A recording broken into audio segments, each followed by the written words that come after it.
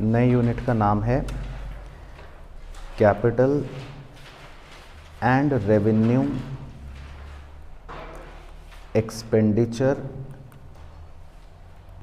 And receipts. Capital and revenue expenditure and receipts. तो ये एक इम्पॉर्टेंट बेसिकली यूनिट है, इसके ब्रैकेट में आप लिख लो इम्पॉर्टेंट।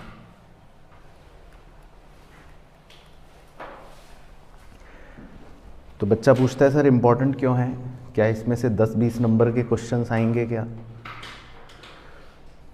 तो बताओ फिर ये क्यों इम्पॉर्टेंट है।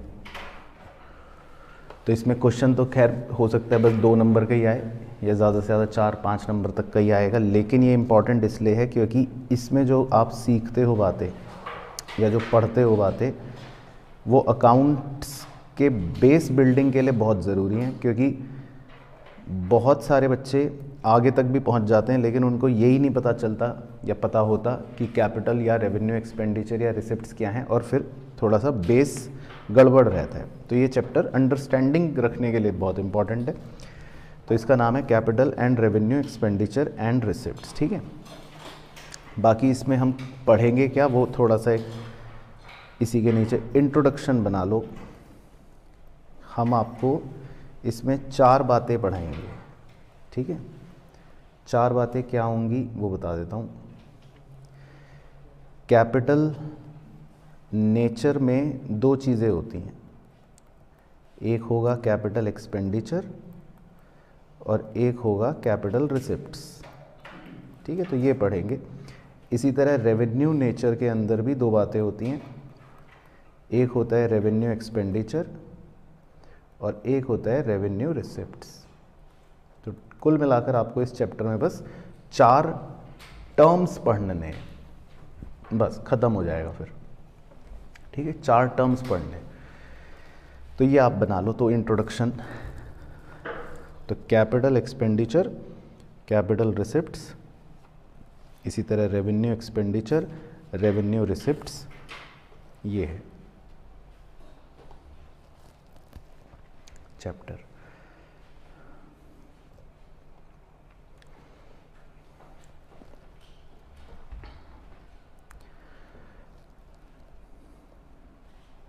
चलो, तो सबसे पहले फर्स्ट एरो डाल के लिखना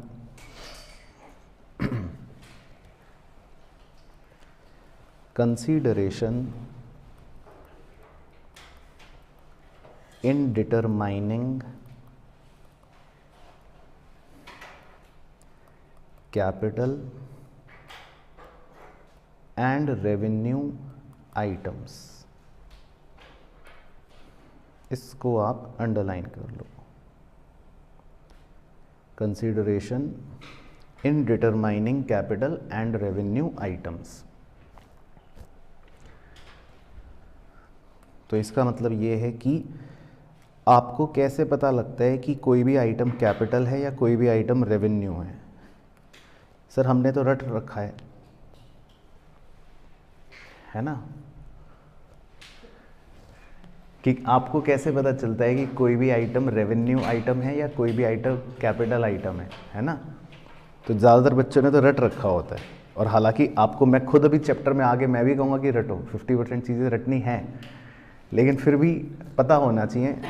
रटना तो है ही है, वो तो है ही है, लेकिन फिर भी कम से कम इंट्रोडक्शन के अंदर ये कंसीडरेशन का मतलब ये है कि आप हमें पता कैसे चलता है, किन बातों का हमें ध्यान रखना पड़ता है ताकि हम ये डिटरमाइन कर सकें कि ये कैपिटल या रेवेन्यू आइटम है, ठीक है ना। हाँ, जैसे ये, हाँ शॉर्ट पीरियड के होते हैं, बिल्कुल। तो ये एक, हाँ ये दूसरा हो गया। तो इस तरह से कुछ पॉइंट्स होते हैं, कुछ ऐसे मतलब कंसिडरेशंस होते हैं जिनको देखकर हम पता लगाते हैं कि ये कैपिटल है या रेवेन्यू है ना। तो वही लिखने छोटे छोटे पॉइंट्स है। तो पहला पॉइंट है नेचर ऑफ बिजनेस। सबसे पहले हम बिजनेस का नेचर देखते हैं, नेचर ऑफ बिजनेस, ठीक है। अब इसका क्या मतलब है, इससे कैसे पता चलता है। तो देखो, मैं आपके साथ 3 एग्जाम्पल्स लेता हूँ, ठीक है, ऐसी रैंडमली।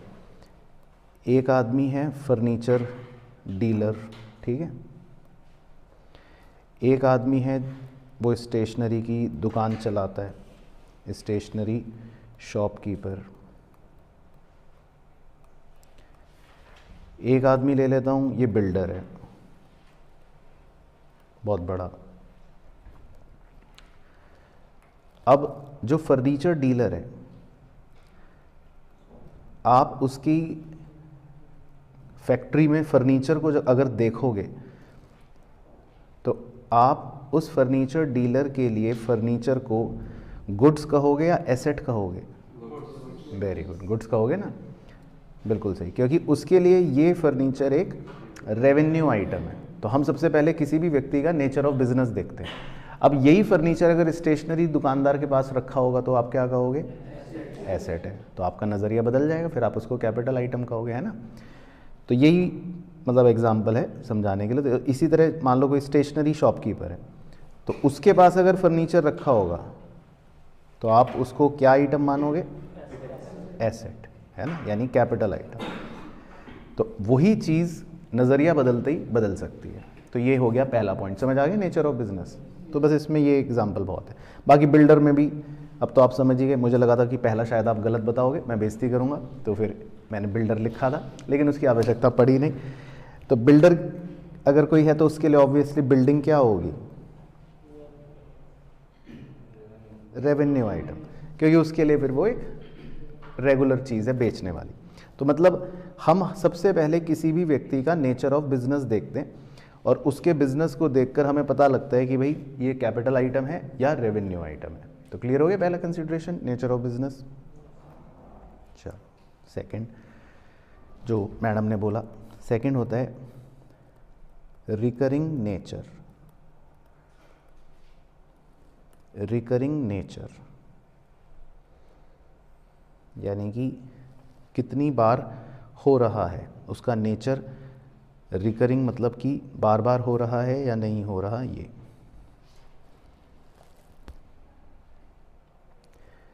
तो ये भी शायद आपको पता ही होगा, अगर कोई आइटम आपको रिकरिंग नेचर का लग रहा है तो आप उस आइटम को क्या कहोगे? Revenue, right. रिकरिंग का मतलब होता है रेगुलर। जैसे आप सैलरी देते हो, हर महीने देते हो, तो वो एक रेगुलर चीज़ हो गई। और अगर कोई नॉन रिकरिंग आइटम आपको दिख रहा है, नॉन रिकरिंग, तो उसको हम कैपिटल आइटम कहेंगे। तो ये कंसीडरेशन सबको ओके है भाई? चलो, तो ये हो गया सिंपल। तो रिकरिंग नेचर, तो अगर कोई चीज़ बार बार रिपीट हो रही है तो रेवेन्यू, नहीं तो फिर कैपिटल। तीसरा और क्या देखते हैं हम? पर्पस, उद्देश्य क्या है?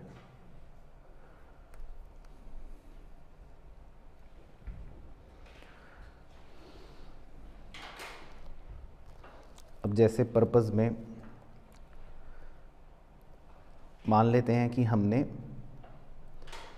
प्रोडक्टिव कैपेसिटी इंक्रीज करी, कुछ भी ऐसा काम करा, कोई भी ऐसा लेट से हमने कोई ऐसा एक्सपेंस करा जिससे हमारी प्रोडक्टिव क्षमता बढ़ गई, है ना। हमारा पर्पस है कि हम अपना प्रोडक्शन कैपेसिटी बढ़ाना चाहते हैं या हम अपना अर्निंग रेवेन्यू बढ़ाना चाहते हैं, कैपेसिटी बढ़ाना चाहते हैं।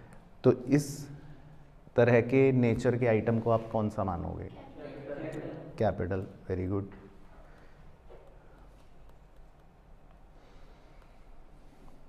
और अगर मान लो आप कोई चीज़ रीसेल के पर्पस के लिए ख़रीद रहे हो या जिससे कोई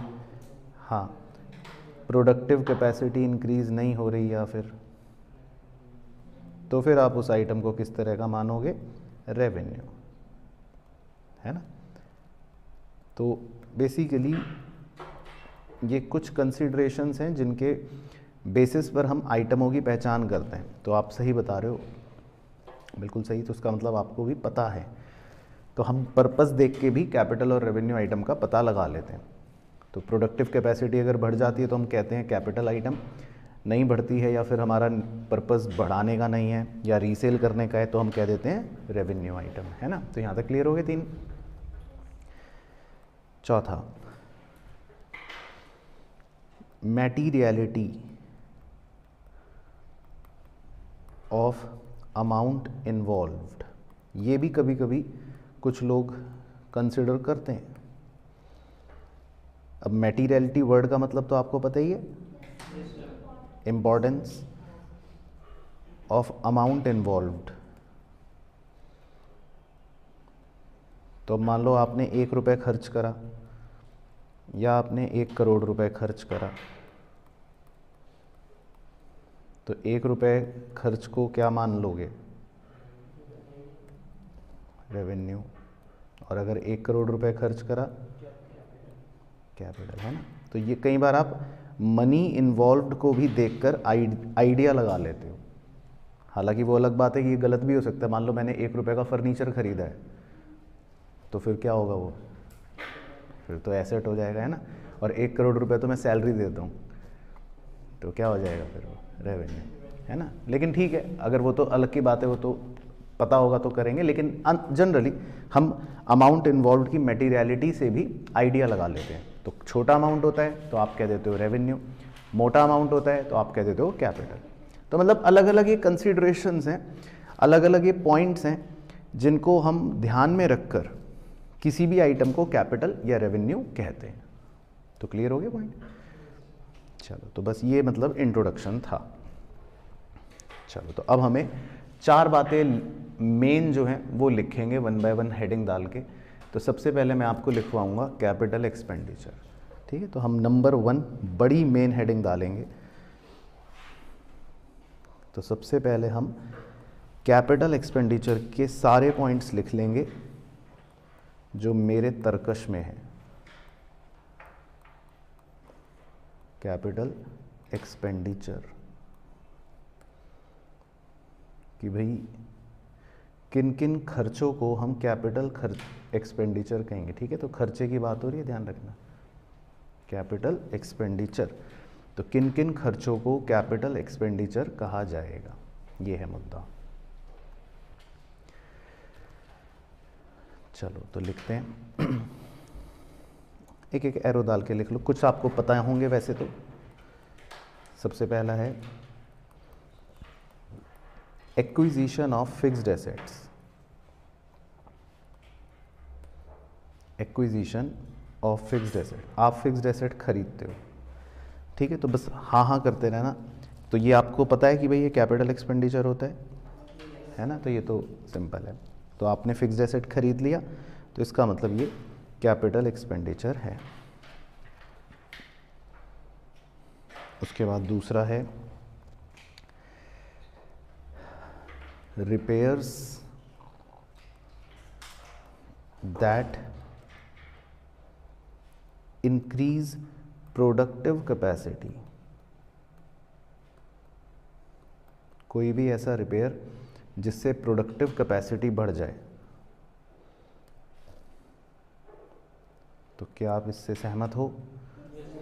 चलो ठीक है, तो ये भी आपको पता है। तो कोई भी ऐसा रिपेयर जिससे प्रोडक्टिव कैपेसिटी बढ़ जाए, है ना। तो इसका एक एग्जाम्पल भी एग्ज़ाम में कई बार पूछा है, हम करेंगे भी क्वेश्चन के अंदर। तो मतलब कई बार इस तरह की बात होती है कि हमने कोई ऐसा रिपेयर करा, या मान लो जहाँ आप अभी यहाँ कमरे में बैठे हो, तो हमने इस कमरे में ऐसा रिपेयर करवाया कि यहाँ पर जो सीटिंग कैपेसिटी है वो बढ़ गई। तो ये इसका मतलब कैपिटल एक्सपेंडिचर है। तो कोई भी एक खर्चा जिससे प्रोडक्टिव कैपेसिटी बढ़ जाएगी तो वो कैपिटल एक्सपेंडिचर है। तीसरा, any expenditure incurred on the same day just after purchase of second hand asset, just after purchase of second hand asset to make it suitable for use।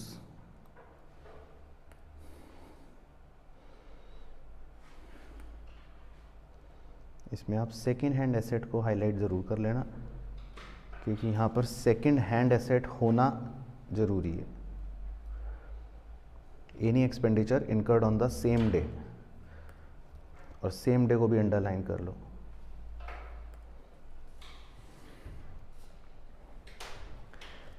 तो इसमें एक ऐसी एग्जाम्पल से समझा देता हूँ। तो कई बार ऐसा होता है कि हम कोई सेकेंड हैंड एसेट खरीदते हैं। तो मान लो आपने कोई सेकेंड हैंड गाड़ी खरीदी, ठीक है। अब सेकेंड हैंड गाड़ी आपने 1,00,000 रुपए की परचेज कर ली, लेकिन जब हम कोई सेकेंड हैंड चीज़ खरीदते हैं, खासकर एसेट खरीदते हैं, तो उसमें थोड़ा सा मतलब एक इंक्लिनेशन डाला है इस पॉइंट का कि अब सेकेंड हैंड चीज़ हो सकता है आपको लगे कि भाई सूटेबल नहीं है फ़िलहाल इस्तेमाल के लिए, तो हो सकता है आप कुछ खर्चे करवाएं। फिर आपने इस पर पीले कलर का पेंट करवाया, है ना, ताकि ये रंग बिरंगी लगे गाड़ी, 20,000 रुपये का पेंट। आपने इसमें एलॉय व्हील्स लगवाए 50,000 के, ताकि थोड़ा सा आप टशन मार सको, है ना। और क्या करवाओगे गाड़ी में? काले शीशे करवाए ताकि पुलिस वाले पकड़ें और आपको आपकी बखिया उधेड़ें। फिर और क्या करवाया?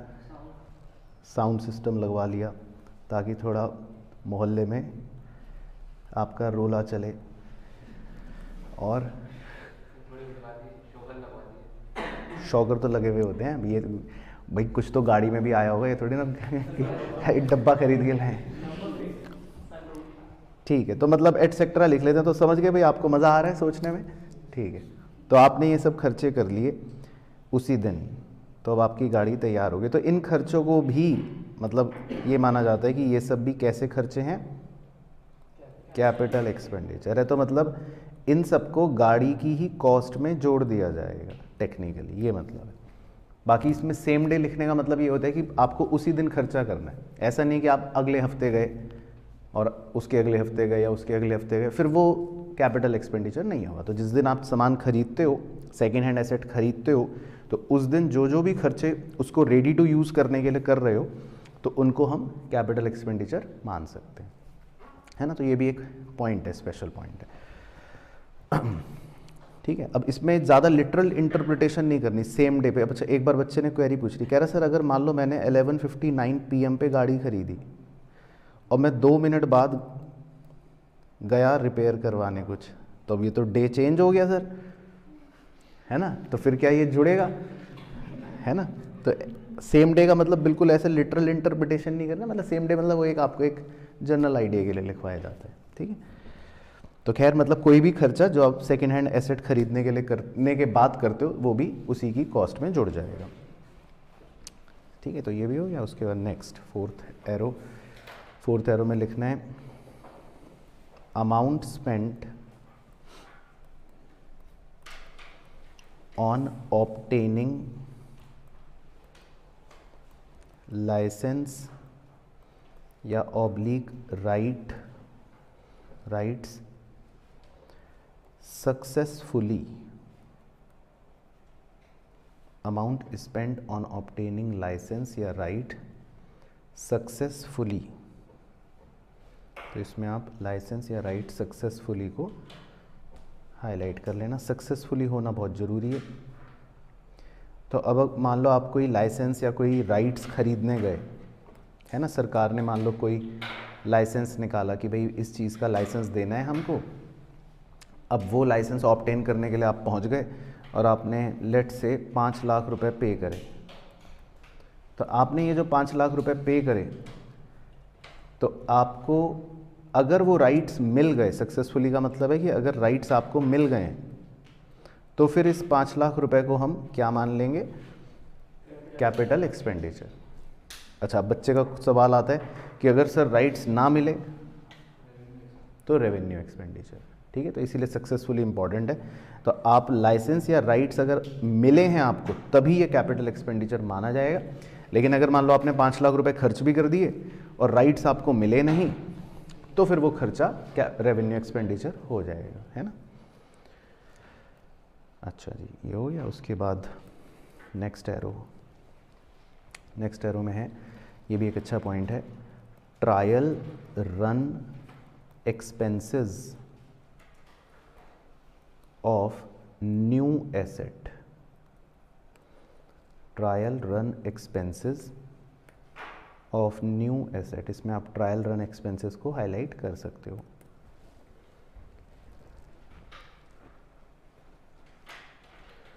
तो कई बार आप कोई नया एसेट खरीदते हो, ठीक है, ये न्यू एसेट के लिए है स्पेशली, कि भाई आप कुछ बिल्कुल ही नई चीज़ खरीद के लाए। अब मान लो आपने एक लिमोजिन खरीद ली, अब आपको तो चलानी नहीं आती, तो आपके हाथ काँप रहे हैं कि अब मैं क्या करूं, है ना। तो अब आपको इसका एक ट्रायल रन करवाना है, एक बार आपको अपने मोहल्ले में दौड़वानी है कि भाई ये सही चल रही है या नहीं। तो फिर आपने एक एक्सपर्ट को बुलाया, उसको कहा कि भाई पहले तुम ऑन करके इसको पूरा एक राउंड चलवाओ ताकि मैं संतुष्ट हो जाऊं कि ये गाड़ी बिल्कुल ठीक है, फिर मैं लेके जाऊंगा। तो उस एक्सपर्ट ने कहा ठीक है, मैं पूरा ट्रायल रन करूंगा, मुझे 10,000 रुपये दो। तो जहां आपने करोड़ों की गाड़ी खरीदी तो फिर 10,000 भी आप उसके मुंह पे मारोगे, तो फिर तो आपको कोई टेंशन नहीं है। लेकिन ये जो 10,000 रुपये आपने खर्च करा, ये भी कौन सा एक्सपेंडिचर है, कैपिटल एक्सपेंडिचर है, ठीक है, समझ आ गया। तो ये जनरली वैसे ऐसा, मतलब ये तो फनी एग्जांपल है, आमतौर पे मेनली ये कंपनियां बड़ी बड़ी मशीनों के साथ करती हैं, क्योंकि जब कोई नई मशीन लेकर आती है तो फिर उसको चलाने के लिए शुरू में उसका एक ट्रायल रन रखा जाता है, जो इंजीनियर्स करते हैं पढ़े लिखे। तो उसमें जो भी खर्चा आता है वो खर्चा कैपिटल एक्सपेंडिचर ही होता है ना। मुझे याद है जब मैं छोटा था तो हमारे घर में नया नया कंप्यूटर आया था। तो जब कंप्यूटर आया तो उसने बोला, मेरे को बोला कि भैया आप ऑन करो, देखो आप अपने हाथों से शुभ वो करो आरंभ। अब मुझे इतना डर लग रहा था, मैंने कहा कहीं मैंने करा और ये फट जाए, तो पहले मैंने उसको आगे करा, मैंने कहा नहीं पहले आप करो। तो ये ऐसी कंपनियां करती हैं, बड़ी बड़ी मशीनें जब लाती हैं तो वो ट्रायल रन करवाती हैं, क्योंकि उन्हें कई बार डर होता है कि हम कुछ कर दें, चला दें, गड़बड़ हो जाए, तो पहले एक पूरा मशीन का एक ट्रायल रन होता है, लेकिन उसमें एक्सपेंस हो जाते हैं। तो ये ट्रायल रन एक्सपेंसेस भी कैपिटल एक्सपेंडिचर होता है, ठीक है। तो ये भी हो गया। उसके बाद नेक्स्ट एरो है cost of temporary huts while construction of building, while construction of building, cost of temporary huts while construction of building। अब कॉस्ट ऑफ टेम्परेरी हट्स का मतलब है कि आपने देखा ही होगा, जैसे कभी कभी कोई बहुत बड़ी बिल्डिंगें बन रही हैं, ऊंची ऊंची इमारतें बन रही हैं, मतलब अभी पूरी नहीं बनी, रास्ते में है, ठीक है। अब वो इतनी बड़ी इमारतें बनाने के लिए आपने देखा होगा भाई जो मज़दूर हैं, अब ये तो मज़दूर तो वहीं कहीं रहेंगे आसपास, क्योंकि उन्हें तो 24 घंटे मतलब सुबह शाम काम करना है, तो वो अपनी टेम्परेरी झोंपड़ियाँ बनाते हैं इसी के आसपास, ठीक है जी। अब ये टेम्परेरियाँ झोपड़ियाँ बनाने में ही बिल्डर के मान लो 50,000 रुपये खर्च हो गए। बिल्डिंगें जो बन रही हैं वो तो बनी रही हैं, वो तो खर्चा ही है अलग, लेकिन खाली ये झोपड़ियाँ बनाने में ही 50,000 रुपये खर्च हो गए। तो बिल्डर जो है वो इस खर्चे को भी यही मानेगा कि भैया ये बिल्डिंग बनाने का ही खर्चा है, क्योंकि बिल्डिंग बनाने के लिए झोपड़ियाँ बनाई, अब वो भी खर्चा है। तो कॉस्ट ऑफ टेम्परेरी हट्स जो है वो भी क्या है, कैपिटल एक्सपेंडिचर। तो ये बिल्डिंग की ही कॉस्ट में जुड़ जाएगा एक तरह से। तो मान लो बिल्डिंग जितने की भी बनेगी उसके अंदर 50,000 भी कॉस्ट में जुड़ जाएगा। तो क्लियर हो गया। अच्छा, उसके बाद अगला पॉइंट, अब मान लो बिल्डिंगें बन गई। अब बिल्डिंगें बनने के बाद क्या होगा, किन के रहने का, नहीं वर्कर तो चले जाएंगे अपने गांव। अब वर्कर कहाँ रहेगा बिल्डिंग में, भाई मजदूर ने बनाई बिल्डिंग, अब कहेगा ठीक है साहब अगला काम होगा तो याद करना, चाय रस पी के निकल लेगा वो तो उसके रहने का कोई खर्चा नहीं है। अब तो बिल्डर ये झुग्गी झोपड़ियाँ क्या करवाएगा, तुड़वाएगा, है ना, बुलडोज़र से ये सब तुड़वाएगा भी। तो ये थोड़ी ना वो बिल्डिंगें तो बन गई, सब लोग रह रहे हैं और बाजू में झुग्गी झोपड़ियाँ भी हैं, अब वो झोपड़ियाँ तो हटवानी भी तो पड़ेंगी ना बिल्डर को। तो मान लो उसको हटाने में ही, लिखो जी, डिमोलिशन कॉस्ट, उसको झुग्गी झोपड़ी को हटाने में ही 20,000 रुपये खर्च हो गए। बुलडोज़र ने कहा मैं 20,000 रुपये लूँगा, मान लो, तो वो भी फिर कैपिटल एक्सपेंडिचर ही है, वो भी एक तरह से इसी बिल्डिंग की कॉस्ट में जुड़ जाएगा। तो मतलब ये सब कैपिटल एक्सपेंडिचर के एग्जाम्पल्स हो गए, ठीक है। बाकी लास्ट एरो जरूर लिख लेना ताकि ना आप मेरे बाल नोचो ना अपने बाल नोचो, बड़ा बड़ा एटसेट्रा एटसेट्रा एटसेट्रा, मतलब और भी बहुत सारे पॉइंट्स हो सकते हैं जो आपको खुद बुद्धि लगानी पड़ेगी,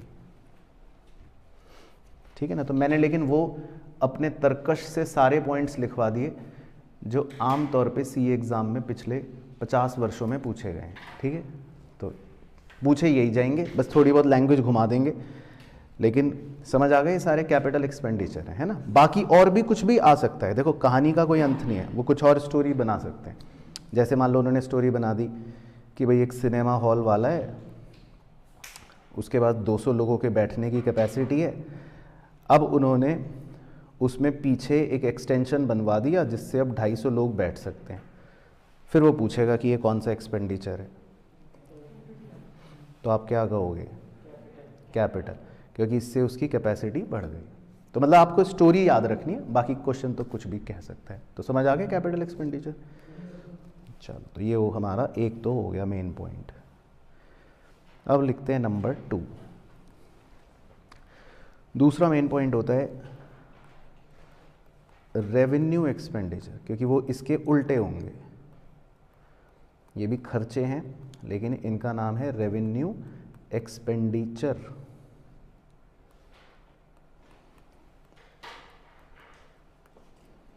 ठीक है, तो ये भी खर्चा है लेकिन इनको हम रेवेन्यू एक्सपेंडिचर कहते हैं। तो इसको आप लिख लो मेन हेडिंग। तो रेवेन्यू एक्सपेंडिचर में मुझे लगता है कि मुझे कोई समझाना ही शायद ना पड़े, आपको लिखते ही सब समझ आ जाएंगे। तो पहला तो लिखना है directly related to sales revenue like salary, comma rent etcetera.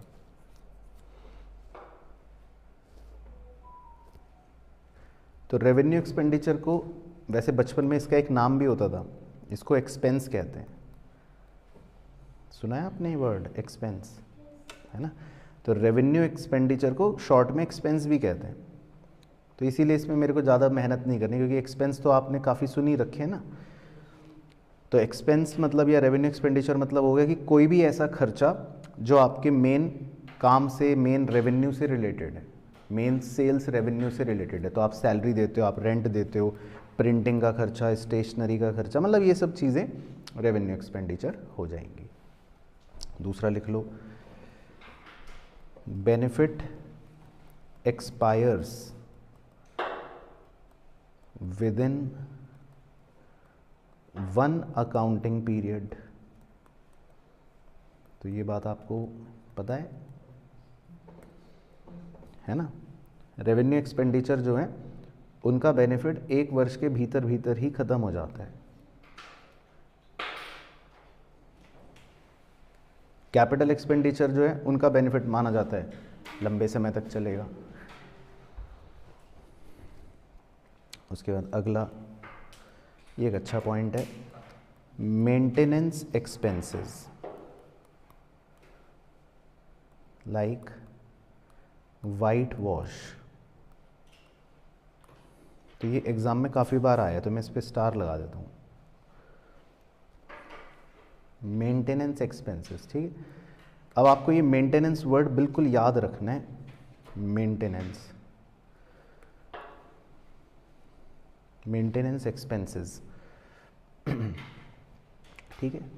तो अब देखो होता क्या है कि कई बार बच्चा कहता है, बच्चा सोचता है मेंटेनेंस, मान लो मैंने यहाँ की मेंटेनेंस करवाई, तो बच्चे को ऐसा लगता है कई बार, तो आप ये ध्यान रखना, बच्चे को ऐसा लगता है कि मेंटेनेंस कराने से अच्छा ओ मेंटेनेंस हो गई, तो बच्चे को ऐसा लगता है कि शायद मेंटेनेंस कराने से प्रोडक्टिव कैपेसिटी बढ़ जाती है, और फिर वो सोचता है कि ये तो कैपिटल एक्सपेंडिचर हो गया। लेकिन आपको बिल्कुल टैटू बनवा लेना अपने माथे पर कि मेंटेनेंस एक्सपेंस कभी भी कैपिटल एक्सपेंडिचर नहीं होता, क्योंकि अगर मैं इन दीवारों को कलर पुतवाऊँ, इस पर वाइट वॉश करवा दूँ, तो इससे मेरी प्रोडक्शन कैपेसिटी नहीं बढ़ेगी, इससे बस यहाँ की सुंदरता बढ़ेगी, है ना। तो मेंटेनेंस एक्सपेंस जो होता है वो कभी भी कैपिटल एक्सपेंडिचर नहीं होता, वो क्या होता है, रेवेन्यू एक्सपेंडिचर। तो क्लियर हो गया। तो ये पॉइंट एग्जाम में बहुत बार पूछा है 2 नंबर के ट्रू फॉल्स में, तो आपको ये याद रखना है, ठीक है। तो मेंटेनेंस एक्सपेंस जो है, वाइट वॉश एटसेट्रा, ये रेवेन्यू एक्सपेंडिचर ही होता है। उसके बाद अगला तो खैर आप समझ ही जाओगे लिखते ही, amount spent on obtaining licence या ऑब्लिक राइट ब्रैकेट में अनसक्सेसफुली,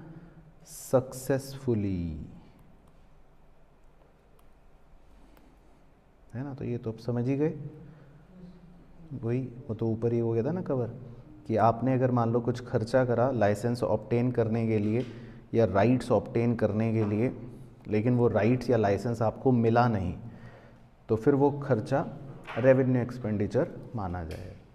लाइसेंस मिल जाता तो कैपिटल एक्सपेंडिचर, लाइसेंस नहीं मिला तो रेवेन्यू एक्सपेंडिचर।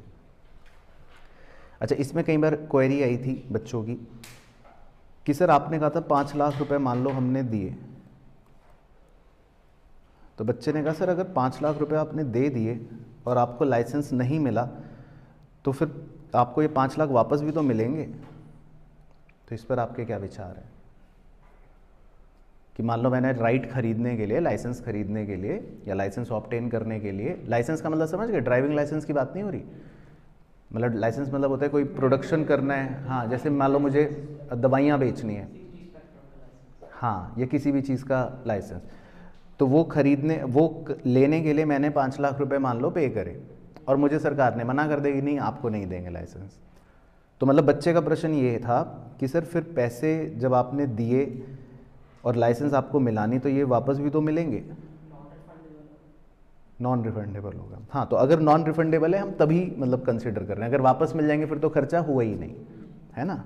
तो मतलब हम ये हाइपोथेटिकल एग्जांपल ले रहे हैं, तो ये हम उस सिनेरियो की बात कर रहे हैं कि आपने पे तो कर दिया लेकिन अब पैसा जो है वो मर गया या मिलेगा नहीं वापस, तब उस खर्चे को हम क्या मानेंगे, रेवेन्यू एक्सपेंडिचर। और अगर लाइसेंस मिल जाता आपको तो क्या मानते, कैपिटल एक्सपेंडिचर, है ना। तो मतलब हमको बस ये याद रखना है। उसके बाद नेक्स्ट पॉइंट, ये भी एक अच्छा पॉइंट है, एग्जाम में कई बार आया है, रिन्यूअल फीस पेड। इसमें आप रिन्यूअल वर्ड को बादल बना लेना। कुछ चीज़ें हर साल रिन्यू होती हैं कि आपने 1 साल का पे कर दिया, फिर अगले साल का फिर पे कर दो, है ना, मतलब ऐसे रिन्यूअल चलता रहता है उनका। तो कोई भी आप एनुअल पेमेंट करते हो ना, कोई भी ऐसी पेमेंट है या कोई भी ऐसा खर्चा है जो एनुअली हो रहा है और जो हर बार आपको रिन्यू करना है, तो वो भी एक रेवेन्यू एक्सपेंडिचर है। तो जैसे इसका कोई उदाहरण दो अच्छा सा। बिल्कुल सही, इंश्योरेंस प्रीमियम। तो इसीलिए हम इंश्योरेंस प्रीमियम को कैपिटल एक्सपेंडिचर नहीं मानते, हम उसको रेवेन्यू एक्सपेंडिचर ही मानते, क्योंकि इसको बार बार रिन्यू करना है। तो इसी तरह सिमिलरली कोई भी रिन्यूअल फीस होगी वो आपकी रेवेन्यू एक्सपेंडिचर ही होगी। लोन का रीपेमेंट तो एक्सपेंडिचर नहीं होता, वो तो लायबिलिटी कम हो गई। लोन लेने पर जो ब्याज दोगे वो रेवेन्यू एक्सपेंडिचर होगा। हाँ, लोन वापस करना तो एक्सपेंस नहीं होता ना, वो तो लोन वापस करना तो इज लायबिलिटी डाउन, वो एक्सपेंस नहीं। अच्छा जी, तो ये यहाँ तक ओके हो गया। उसके बाद अगला पॉइंट है, ये सुन के आपको थोड़ा दुख होगा, इसका नाम है इस पॉइंट का, damages paid on account of breach of contract. तो आपने लॉ पढ़ लिया, मतलब लॉ तो खैर पढ़ ही लिया, कॉन्ट्रैक्ट एक्ट में ब्रीच पे पहुंच गए, पढ़ लिया, ठीक है। तो बस फिर तो मेरे को कुछ समझाना ही नहीं। और डैमेजेस वर्ड पढ़ लिए होंगे, ठीक है। तो विंडिक्टिव डैमेजेस के 2 एग्जांपल बताओ। लॉ में वो नहीं पढ़े अभी? अच्छा, अभी ऑर्डिनरी डैमेजेस, स्पेशल डैमेजेस ये सब पढ़ लिए। अच्छा, ये नहीं पढ़ा। अच्छा, लेकिन डैमेजेस वर्ड तो पता है ना? नहीं पता तो मैं बताया तो बेसिकली होता क्या है कि ब्रीच ऑफ कॉन्ट्रैक्ट का मतलब है कि मान लो आपने किसी के साथ कोई कॉन्ट्रैक्ट करा, ठीक है, आपने कहा भाई हाँ ऐसे ऐसे करेंगे, और फिर आपने जिसके साथ कॉन्ट्रैक्ट करा उस कॉन्ट्रैक्ट का आपने उल्लंघन कर दिया, वॉयलेट कर दिया। अब सामने वाले व्यक्ति को गुस्सा आ गया, कह रहा अच्छा, उसने आप पर केस कर दिया कोर्ट में, और आपसे उसने कहा कि भाई 15,000 रुपये लूँगा मैं, और कोर्ट का फैसला आ गया, कोर्ट ने कहा कि हाँ भाई आपने गलत करा है, नाउ यू हैव टू पे 15,000 रुपये टू हिम, तो अब आपको उसको 15,000 रुपये डैमेजेस देने पड़ेंगे। तो आपने जो 15,000 रुपये डैमेजेस पे करे उसे, तो ये आप कैसा खर्चा मानोगे? रेवेन्यू। ये है पॉइंट। तो जब भी आप कोई ब्रीच करते हो कॉन्ट्रैक्ट का और उस पर कोई डैमेजेस पे करते हो आप, तो वो रेवेन्यू एक्सपेंडिचर ही है। उसके बाद next point, inauguration expenses of new showroom. तो आपने एक नया शोरूम खोला अपना गाड़ियों का, मान लो, तो आप उसका इनॉग्रेशन करवाओगे, तो इनॉग्रेशन में खर्चा हो गया, तो वो खर्चा क्या है?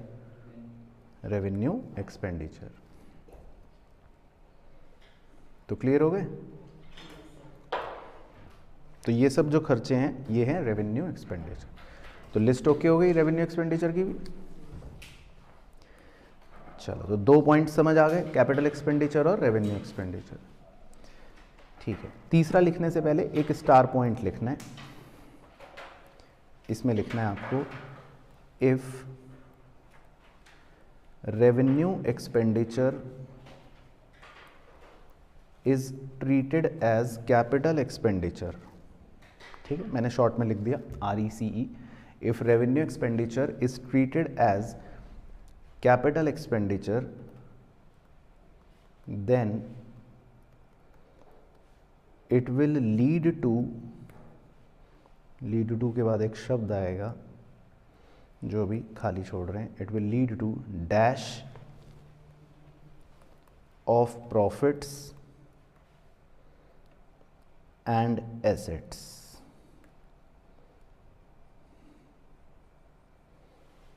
चलो, तो मारो तुक्का कि इस ब्लैंक में क्या शब्द भरे।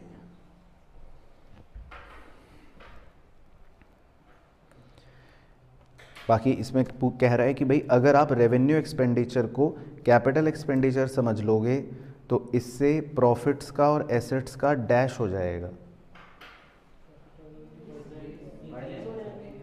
बढ़ जाएंगे, पक्की बात है।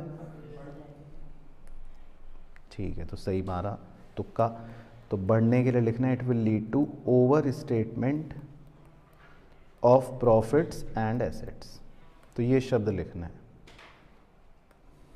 It will lead to overstatement of profits and assets.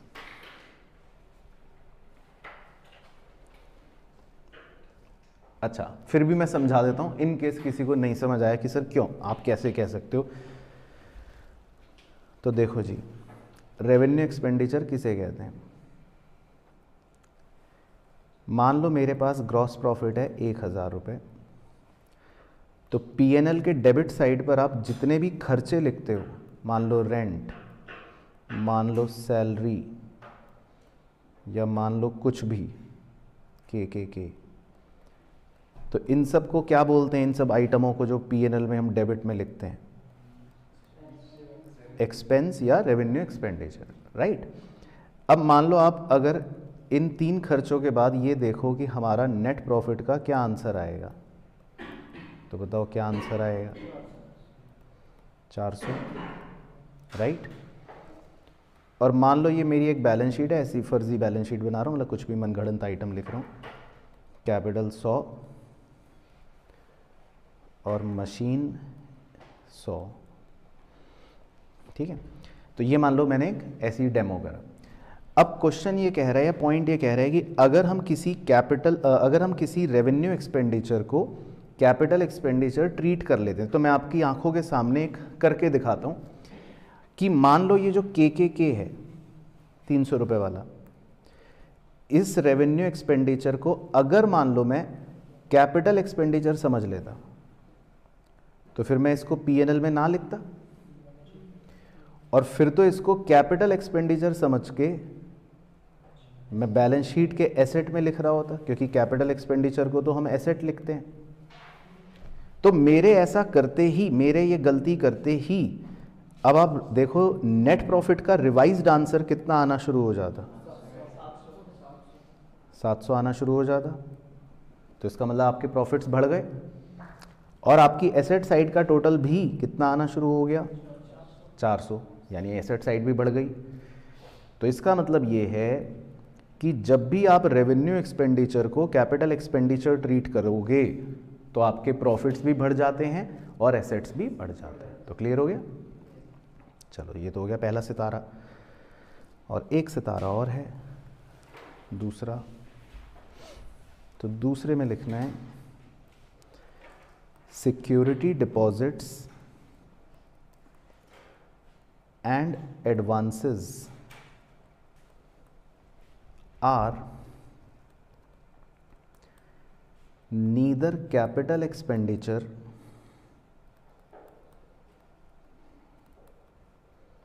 nor revenue expenditure। तो ये बहुत ही इंटरेस्टिंग पॉइंट है, एग्ज़ाम में ये आया भी है कि भाई सिक्योरिटी डिपॉजिट्स और एडवांसेस जो होते हैं वो ना तो कैपिटल एक्सपेंडिचर होते हैं और ना ही रेवेन्यू एक्सपेंडिचर होते हैं। अच्छा, तो सिक्योरिटी डिपॉजिट्स एंड एडवांसेस, तो इस पर कुछ रोशनी डालिए कि भाई ये क्या है।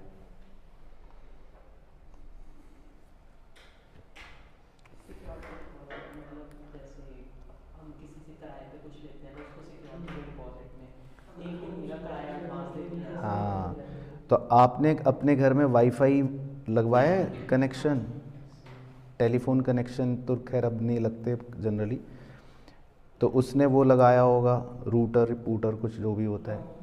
हाँ, तो अब उन्होंने वो जो अपना डब्बा इंस्टॉल करा, आपसे कहा होगा कि भाई हमें एक काम करिए 2000 रुपये दीजिए। तो आपने पूछा किस बात के, तो उसने कहा होगा कि भाई ये सिक्योरिटी डिपॉजिट है, जब आप ये वापस करोगे, अगर आप ये कनेक्शन हमारा कटवा दोगे और जब आप ये राउटर वापस कर दोगे तो हम अपने पैसे वापस ले लेना। या आपने स्कूल में भी जमा करा होगा, स्कूल वाले भी ये रखवाते कि भाई पता चला तुम स्कूल है, तुमने सारी बेंचें तोड़ दी, है ना, बच्चा शैतान होता है। तो स्कूल वाले भी हर बच्चे से एक सिक्योरिटी डिपॉजिट रखवाते हैं और कहते हैं जब जिस दिन टीसी लेने आओगे या जिस दिन आप अपना स्कूल छोड़ोगे उस दिन पैसा रिफंड ले लेना। तो ऐसा होता है। तो सिक्योरिटी डिपॉजिट का मतलब होता है कि आपने अगर किसी को एडवांस या फिर आपने एडवांस दिया है किसी को, या इस तरह की सिक्योरिटी डिपॉजिट दी है आपने किसी को, तो इसको खर्चा नहीं माना जाएगा। मतलब ये है मुद्दा। तो ये 2000 रुपये क्या आप खर्चा मानोगे? नहीं, क्योंकि ये तो आपको वापस मिल जाएगा ना भाई। सिक्योरिटी डिपॉजिट और एडवांस हमेशा आपको वापस मिल जाता है, चाहे 5 साल बाद मिले चाहे 25 साल बाद मिले, लेकिन मिल तो जाएगा। तो ये खर्चा नहीं है, ये एसेट्स होते हैं। तो आपको अगर लिखना भी है ना तो आप ऐसे लिख सकते हो, ये एसेट्स हैं। तो ये neither capital expenditure nor revenue expenditure, तो ये एसेट है बस, ये खर्चा नहीं है। तो समझ आ गया सिक्योरिटी डिपॉजिट क्या है और एडवांस। तो ये वापस मिल जाते हैं हमें। चलो, तो ये हो गई जी आपकी खर्चों की कहानी खत्म। अब चलते हैं मेन हेडिंग नंबर 3 पर। बस 3 और 4 जो है वो फॉर्मेलिटी के लिए, उस पर आज तक क्वेश्चन बहुत ही 10 में से एक ही बार पूछा है। दिखा देता हूँ। 3 और 4 का मतलब है कि हमने कैपिटल एक्सपेंडिचर और रेवेन्यू एक्सपेंडिचर तो पढ़ लिया, अब हम रिसिप्ट्स पढ़ेंगे। कौन सी वाली? कैपिटल रिसिप्ट्स और रेवेन्यू रिसिप्ट्स। लेकिन इन पर क्वेश्चन कम आते हैं, बहुत ही कम आते हैं, मतलब इनफैक्ट नाम मात्र को ही आए हैं, लेकिन फिर भी लिख लेते हैं दोनों के बारे में। तो नंबर 3 मेन हेडिंग का नाम ले लेते हैं कैपिटल रिसिप्ट्स। तो यहां पर हम रिसिप्ट की बात कर रहे हैं, इसका मतलब हमें पैसा मिला, तो ये खर्चा नहीं है, यहां पर पैसा मिल रहा है, लेकिन हम इसको कह रहे हैं कैपिटल रिसिप्ट्स।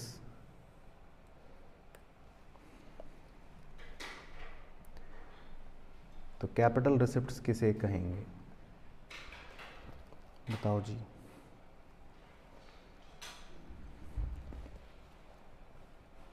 तो एक एग्जांपल तो है इसमें, लोन टेकन,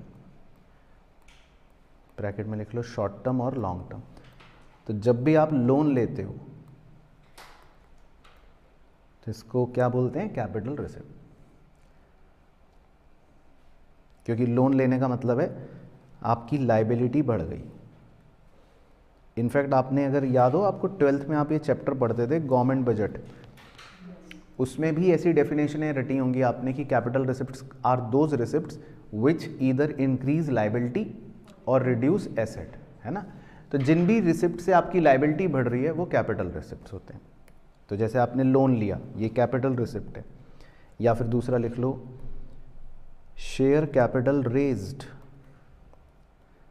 यानी कि आपने शेयर्स इशू कर दिए, तो ये भी आपकी लायबिलिटी बढ़ रही है ना। शेयर कैपिटल भी लायबिलिटी ही होती है। तो शेयर्स इशू करके पैसा ले लिया, ये भी आपका मतलब कैपिटल रिसिप्ट हो गया।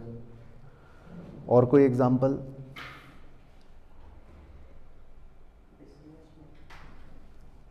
वो तो गवर्नमेंट बजट वाला है, वो गवर्नमेंट बजट चैप्टर पढ़ा दूं। तो सेल ऑफ फिक्स्ड एसेट, ये बोलो ना उसको थोड़ा पॉलिश करके, सेल ऑफ फिक्स्ड एसेट। आप अपनी कोई फिक्स्ड एसेट बेच देते हो, अपनी मशीन बेच देते हो, तो इससे क्या होता है आपका, देखो एसेट कम हो गया, तो इसका मतलब ये भी क्या है, कैपिटल रिसिप्ट, है ना। तो ये कैपिटल रिसिप्ट्स होते हैं। या एक और लिख लो, इंश्योरेंस क्लेम रिसीव्ड,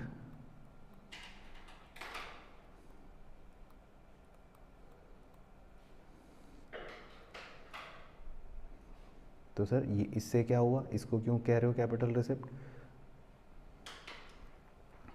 बताओ इसको क्यों कह रहे हैं? क्योंकि ये नॉन रिकरिंग नेचर का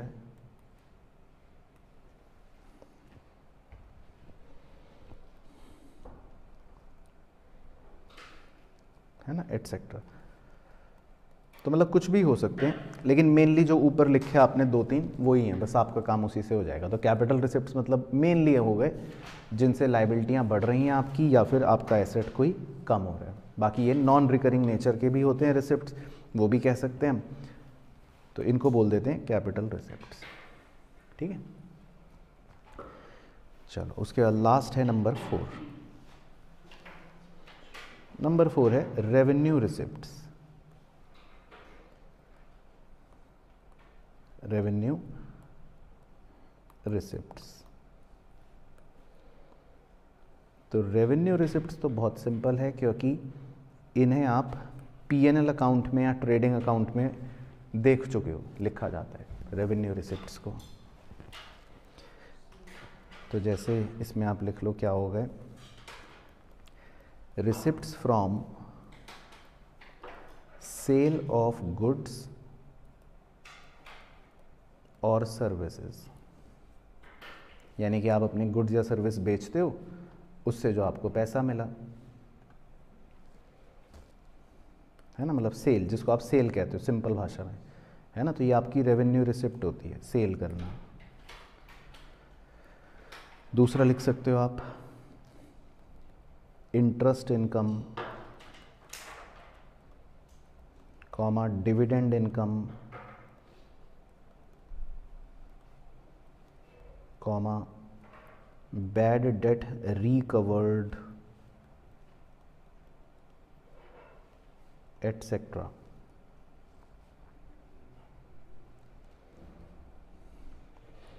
मतलब कोई भी इनकम, सिंपल सी बात है, एटसेट्रा मतलब है किसी भी तरह की इनकम जिनको आप पीएनएल अकाउंट के क्रेडिट में लिखते हो। तो ऐसा बस ये मेंशन कर लो कि भाई items credited in P&L account. तो जिन भी चीज़ों को आप P&L अकाउंट में क्रेडिट कर रहे हो, मतलब जो आप इनकम की तरह दिखा रहे हो, कुछ भी हो सकते हैं, कई बार होता है gain on sale of asset, तो ये सब चीज़ें रेवेन्यू रिसिप्ट्स ही हैं, ये सब चीज़ें बस। तो और इसमें कुछ नहीं है। तो रेवेन्यू रिसिप्ट्स और कैपिटल रिसिप्ट्स जो हैं उनमें ज़्यादा बातें नहीं होती, लेकिन हाँ एक्सपेंडिचर्स थोड़े इंपॉर्टेंट थे, इसीलिए उनको हमने थोड़ा अच्छे से लिख के समझा। तो क्लियर हो गई चारों की कहानी बिल्कुल अच्छे से। चलो, तो इसके नीचे आप लाइन लगा सकते हो। तो ये हो गया आपका यूनिट ख़त्म।